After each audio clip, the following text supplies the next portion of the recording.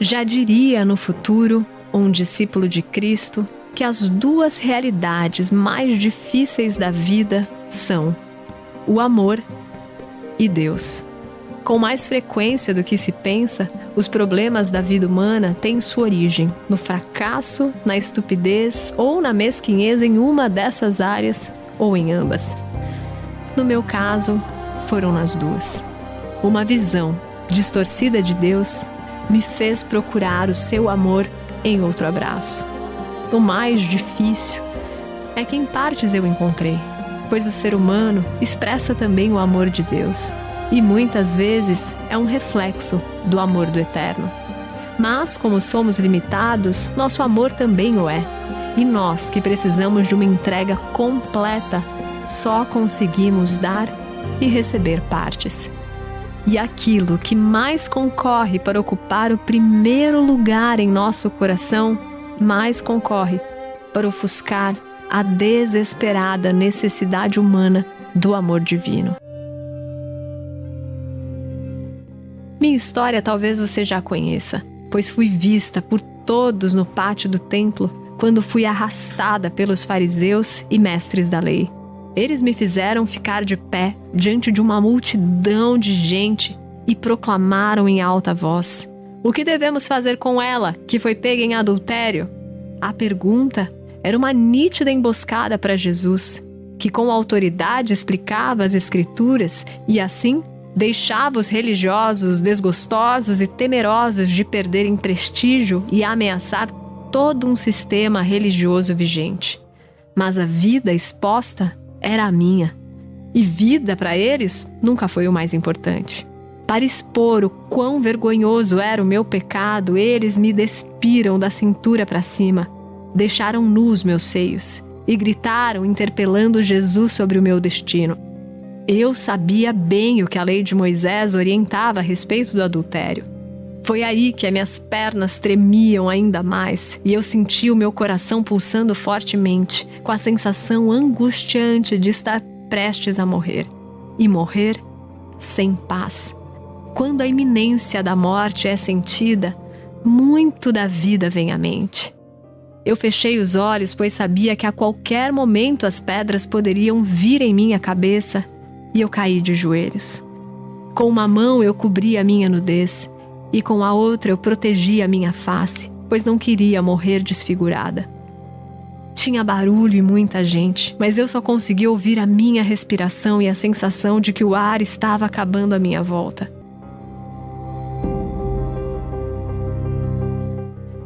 Naquela hora lembrei do meu pai e dos seus conselhos, da tentativa de me ensinar o que é o certo. Lembrei dos meus irmãos em casa, quando pequenos, nossas brincadeiras e risadas altas. Logo me veio a sensação de proteção e segurança do lar, de ser estimada, o oposto da vulnerabilidade que eu sentia agora. Eu tinha perdido tudo isso. De alguma forma, inúmeros avisos me diziam que aquele caminho era errado, mas eu silenciei na alma todos eles. E agora, uma multidão gritava o que eu já sabia: "Adúltera! Adúltera!" Mas isso não foi o que eu sempre fui. Eu já fui criança, fui filha de uma mãe amorosa, fui ensinada por um pai que me contou histórias sobre os patriarcas da fé. Já fui ajudante, já servi gente, trabalhei em casa, alimentei crianças, teci roupas e as vendia em feiras. Eu não era só uma adúltera. Mas, naquele momento, era o caminho que eu tinha tomado. E as repetidas escolhas que fazemos, aos poucos, dão forma à nossa vida. Naquele momento, ninguém via a minha história. Uma mulher que já teve uma família, uma pessoa que já foi amada. Ninguém. Exceto ele. Com a cabeça baixa e o ar sereno, contrastando com o alvoroço ao redor, Jesus escrevia no chão, quando perguntaram: "O que devemos fazer com ela? Na lei de Moisés manda apedrejar. E você, o que nos diz?" Pensando sobre isso agora, que ardilosa pergunta eles fizeram. Se Jesus respondesse que era para me matarem, estaria desafiando o poder romano, que não permite que os judeus realizem execuções. Contudo, se ele respondesse que não era para me matar, que tipo de homem religioso era ele que não cumpre a lei de Moisés.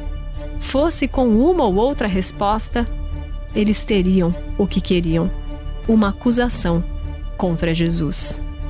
No entanto, Jesus, com o mesmo espírito tranquilo que sempre o acompanhava, seguiu escrevendo. Era algo que eu não conseguia ver ao certo o que dizia, mas os mestres da lei e fariseus não pararam de atormentá-lo e insistiam com a indagação. Até que Jesus se levantou e disse: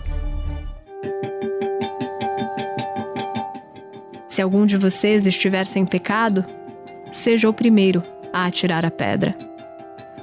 Como um milagre, aquelas palavras dissiparam o estardalhaço. Como um sopro que estabelece ordem em meio ao caos, a voz de Jesus fez com que aos poucos cada homem e mulher ali se retirassem lentamente. As pedras não caíram sobre mim. Jesus era a pedra de tropeço que os religiosos rejeitavam e que faziam com que eles tropeçassem em suas próprias armadilhas. Jesus não respondeu: aquele que nunca adulterou, que atire a primeira pedra. Ele disse: aquele que nunca cometeu pecado, que atire a primeira pedra. Assim, ele igualou a vergonha do meu pecado sexual com a vergonhosa hipocrisia religiosa. E dessa forma, um a um, se foi de cabeça baixa, até que eu pude erguer a minha novamente e olhar para Jesus, que se levantando também me disse: cadê seus acusadores? Ninguém a condenou? Eu disse que não, com a cabeça e com os lábios, e ele me olhou fixamente, não com dureza, mas com sua feição misericordiosa, e proferiu: eu também não a condeno. Então vá e abandone sua vida de pecado. Com um constrangimento imenso que fazia as lágrimas correrem o rosto e com uma alegria incontida que escapava pelos lábios, eu fui. E nunca mais fui a mesma. Naquele dia eu saí dali como quem tirou a sorte grande. Eu ganhei uma segunda chance, recebi uma nova vida. E eu me agarrei com todas as forças essa nova oportunidade a mim ofertada, como uma criança que se envolve com as duas mãos no pescoço da mãe, pois não quer cair nunca mais. Eu permiti que o perdão desse forma à minha vida e deixei de gastar tempo pensando em quanto eu não o merecia, pois toda vez que eu buscava compreender por que ele me perdoara, eu tentava racionalizar o erro, a extensão da culpa, calcular a profundidade do perdão e me perdi em contas que não são para mim. Afinal, ele pagou toda a conta. Com o tempo eu fui entendendo que o perdão não era sobre mim, era sobre ele. Como disse o salmista, Deus tem prazer em perdoar. O perdão chegou a mim, pois eu fitei a face de Deus nos olhos de Cristo.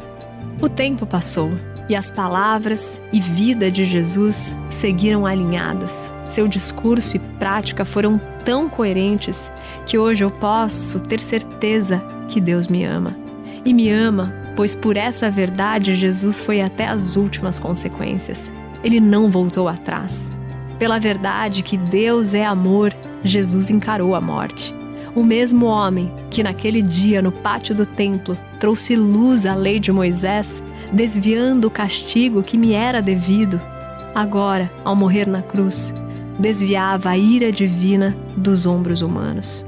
Caiu sobre ele todo juízo e punição, e porque ele foi adiante por mim, eu vou adiante por ele.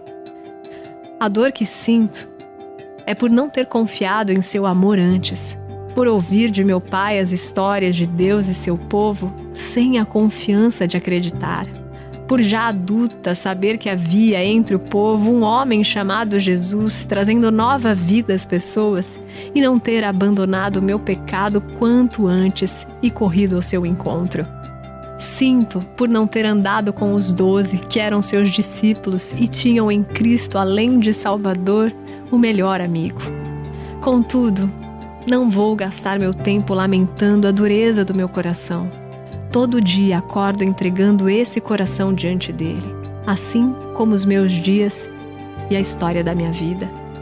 Com a minha família entendi também que existe a alegria do tesouro perdido, quando a vida está por um fio e nesse momento descobrimos o precioso que estava esquecido. Como quando Josias teve acesso ao livro da lei há tanto tempo deixado de ser observado e obedecido pelo povo de Deus.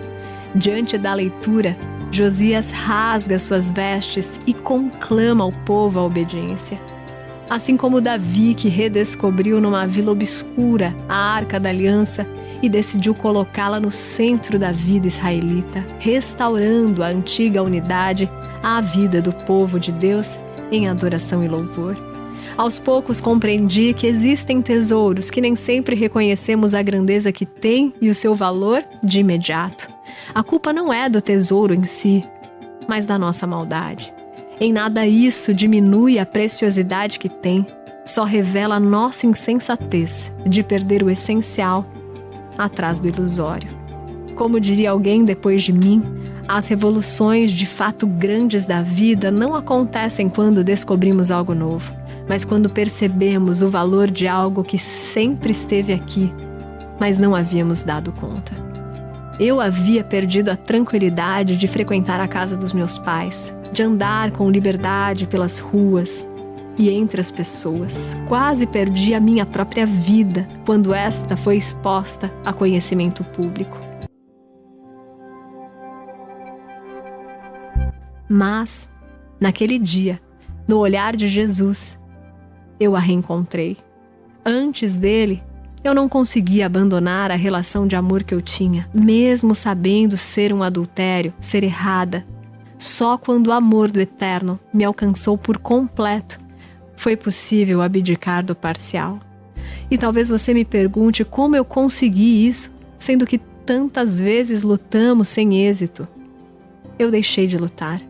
Eu me rendi. Quando encarei o fato de que nunca conseguiria viver de maneira digna por minha própria força, a graça pôde fazer o que eu não poderia. E antes que você pense que para mim é fácil, eu sempre acordo com duas opções: olhar para o meu passado e pensar que estou construindo a minha vida sobre escombros, ou ter fé e confiar que o alicerce é a graça e lá na frente, tal construção nunca me envergonhará.